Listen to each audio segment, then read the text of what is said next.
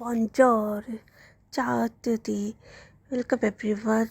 Today I am making Italian pomodoro. For this I have taken the tagliatelle pasta. You can take any of the pasta. So first of all I am boiling boil the pasta so that I can cook it well. So for the pomodoro sauce, what I have did is like I have taken a saucepan. So I have taken a saucepan and I have added a generous amount of olive oil. After that I'm adding the slices of garlic. You can use the crushed garlic also or you can use the grated one. I like this flavor of the sliced garlic, that's why I did like that. If you want to crush it you can use the crushed garlic also. So we will cook it for 1 to 2 minutes. Now add the slices of the tomato.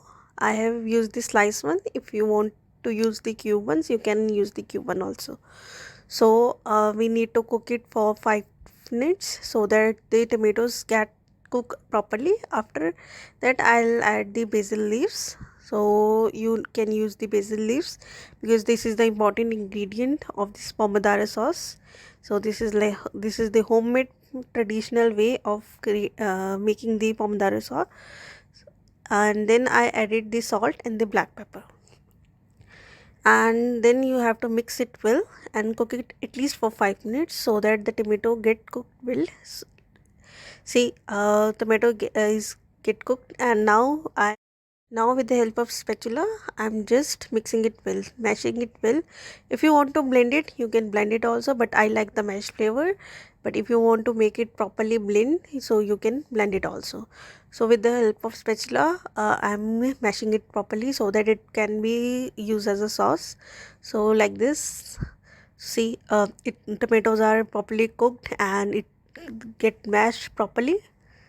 So mash properly so that the tomatoes everything mix well. So if you want to blend it you can blend it also.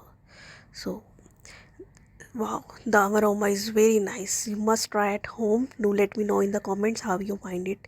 So after mixing the sauce I am adding the pasta, boiled pasta, which we have boiled at the initial state, and now you have to mix everything well.